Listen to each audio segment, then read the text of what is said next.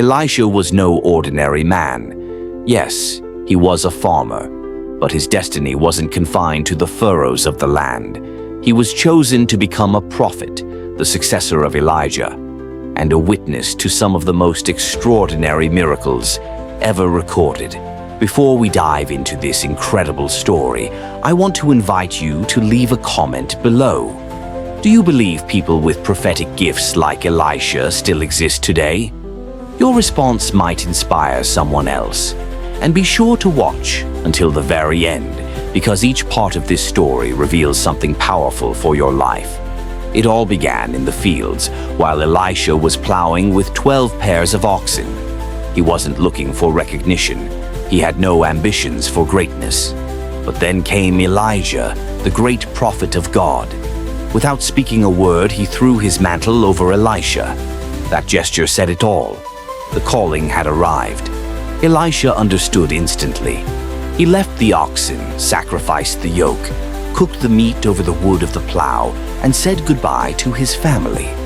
He was burning his past, leaving behind a life of comfort to follow a path of uncertainty, but one filled with divine purpose. That's how his journey alongside Elijah began. For years, Elisha faithfully served as Elijah's disciple. He didn't chase titles or fame. He learned quietly, observed deeply, absorbed wisdom, and watched God move through an obedient servant. Until the day came, the day Elijah would be taken away. Elisha knew the moment was near. 3 times Elijah told him to stay behind, and 3 times Elisha refused. He wouldn't leave his master. Together they crossed the Jordan River. Then Elijah asked, "What can I do for you before I'm taken?" Without hesitation, Elisha replied, "Let me inherit a double portion of your spirit." It was a bold request, not for pride, but for purpose. Elijah answered, "If you see me when I'm taken from you, it will be yours." And so it happened. A chariot of fire descended and separated them. Elijah was taken to heaven in a whirlwind. Elisha, heartbroken, tore his clothes in grief, and then picked up the prophet's mantle.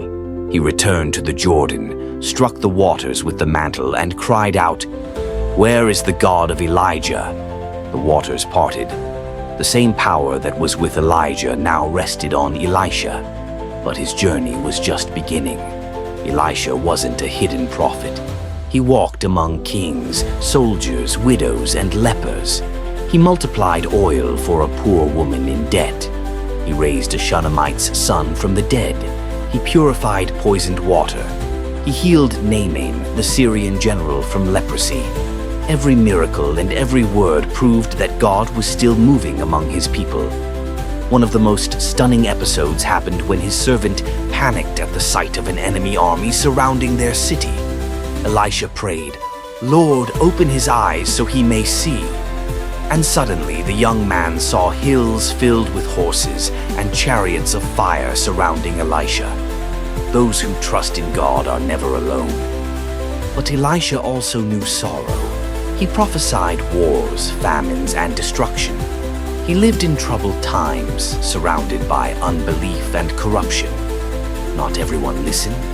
Not everyone changed. Still, he pressed on, faithful and steady, knowing that God's word never returns empty. In his final days, Elisha became gravely ill, yet even then, kings came seeking his counsel. One of them, King Joash, came distressed. Elisha told him to take a bow and arrows to shoot toward the east. Then he told him to strike the ground with the arrows.